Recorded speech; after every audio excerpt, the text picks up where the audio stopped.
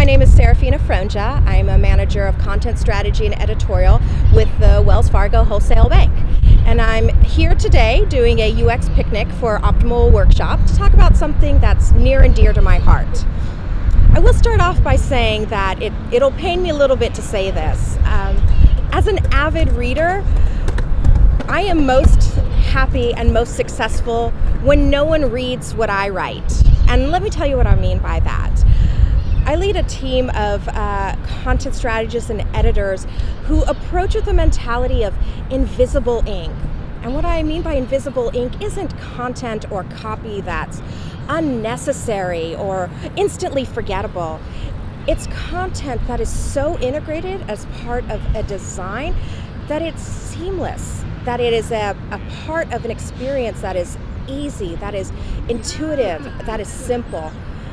Unlike a fiction novelist or an email marketer, we're not really writing content to necessarily entertain or delight or even persuade. Our goal is to provide content that lets a user get through what they need to do as quickly as possible, as efficiently as possible. None of this is successful without being able to give content the same consideration and the same attention to detail as interaction design, as interactive design elements, and as visual design elements, as visual language elements. That's one of the things that actually is most interesting to me for the UX practice. It's you have these different disciplines, these different ways of thinking, these different specialties all working together to create something.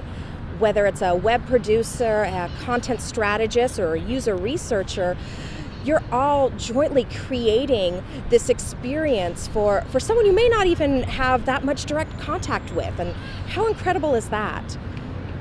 When I think about user research in particular, there's one thing that still stays with me several years later.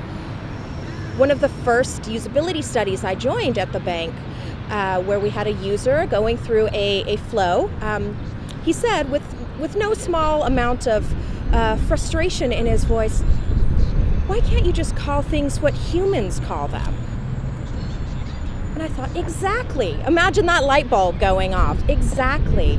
If you really are approaching the user and putting things in their terms, in their language, whether that's specific terminology or whether that's the length of a content or the detail of that content, you've provided that invisible ink. You've made your content so integral to the experience that it's matched their mental model entirely. It's completely invisible, it's completely seamless, and yet it's integral to the entire experience of that UI.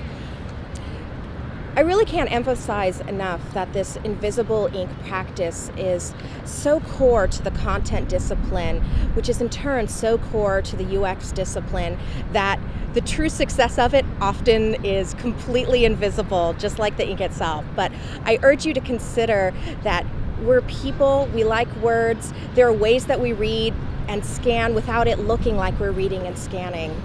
Don't miss out on a great opportunity with your users by jumping too quickly into solving a design without making sure you're paying attention to your content and the ink that goes with it. This is Serafina Frongia. Thank you again.